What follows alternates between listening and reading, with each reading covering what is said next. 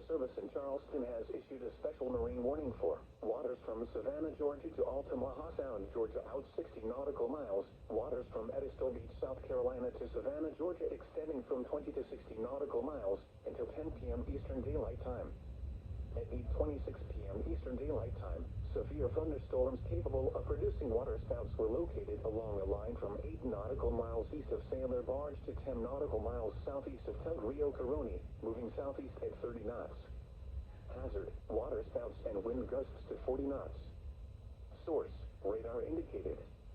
Impact, waterspouts can easily overturn boats and create locally hazardous seas. Small craft could be damaged in briefly higher winds and suddenly higher waves. Locations impacted include R2 Tower, R7 Tower, Tug Delta Diamond, Tug Zenasqua, Sailor Barge, Dredge Henry, Latex Barge, Buoy L, Tug Maturicamo, CCA Buoy, Honey Barge, Buoy J, Ferry Boat Janet, Tug Elmira and Buoy Tender Sagebrush. Move to safe harbor until hazardous weather passes.